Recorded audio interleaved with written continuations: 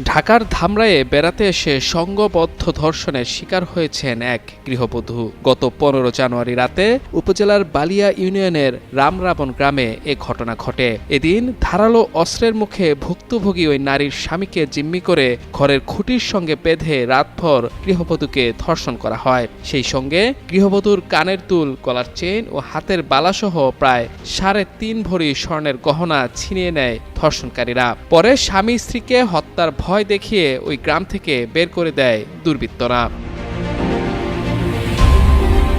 ঘটনার 5 দিন পার হলেও স্থানীয় বা পুলিশের পক্ষ থেকে কোনো পদক্ষেপ নিতে দেখা যায়নি। জানতে চাইলে উপজেলার বালিয়া ইউনিয়ন পরিষদ সদস্য জানান, ধর্ষণের ঘটনা ঘটেছে বলে তার কাছে কোনো তথ্য নেই। তবে ওই গৃহবধূর স্বর্ণ অলংকার ছিনিয়ে নেওয়ার কথা শুনেছেন। একটা ছেলে একটা মেয়ে স্বামী স্ত্রী পরিচয়ে আমাদের এলাকার কৃষ্ণ বোনের বাড়িতে আসিল, রাত্রি যাপন করছিল। তো সকালবেলা জানতে পারলাম সেখানে একটা ডাকাতির মতো ঘটনা ঘটেছে। না, এই ধরনের ঘটনা তো আমি শুনিনি। আমি ডাকাতি, ছিনতাইকারী, মোবাইল, চেইন এগুলো লুটপাট হয়েছে। সূত্র জানায়, ধামরাই উপজেলার পাবরাইলের একটি প্রতিষ্ঠানের গাড়ি চালক স্ত্রীকে নিয়ে গত 15 জানুয়ারি বালিয়াটি প্রাসাদ ঘুরতে যান। পরে রাত্রি যাপনের জন্য এক সহকর্মীর বোনের বাড়িতে যান। সেখানেই ঘটে পাশবিক এ ঘটনা। এ ঘটনায় জড়িতদের একজনকে চিনলেও নাম জানেন না বলে জানান ওই সহকর্মীর বোন। একটা 1:30টার সময় এই আহের নয়, এই যে ঘরের থেকে এরকম করে মায়ের দৌড় করে জিনিস মিনিস নিয়ে বউরা হানে নিয়ে যায়, এই যে এই কাম করে তারা গেছে গা। এই পাড়ারই পুরীরপোলা ছোটটা, নাম জানি না আমি।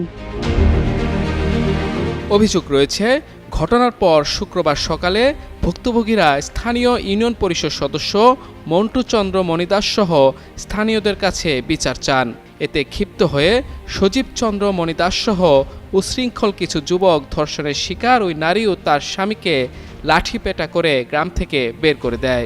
12টার সময় ওই সময় দেখি কি মারামারি শব্দ শুনে, পরে পিছির বাউরাটা নিয়ে তারপরে যে দেখি কান্নাকারি করতেছে। পরে হ্যাগো দেখি নাকি, খালি হ্যাঁ বলছে যে আমার গহনা নিচ্ছে, টাকা পয়সা নিছে, মোবাইল টোবাইল নিছে, এটুকু শুনছি, কিন্তু হ্যাঁ কাউকে দেখিনি আমরা। ঘটনার সত্যতা স্বীকার করে ধামরাই থানার ভারপ্রাপ্ত কর্মকর্তা মোহাম্মদ নাজমুল হুদা খান যুগান্তরকে বলেন, আমি শুনেছি এমন ঘটনা ঘটেছে, তবে এখন পর্যন্ত অভিযোগ পাইনি। ভুক্তভোগীর অভিযোগ পেলে আইন অনুযায়ী ব্যবস্থা নেওয়া হবে। কোনো অভিযোগ নাই দাদা ভাই, এ পর্যন্ত কোনো অভিযোগ নেই। অভিযোগকারী আসার কথা, আমার সাথে ফোনে কথা হয়েছে দুপুরে, সকালে সেনাবাহিনীর মেজর সহ সবাই কথা বলছে, কিন্তু ওই তো ফোন বন্ধ পাচ্ছি না।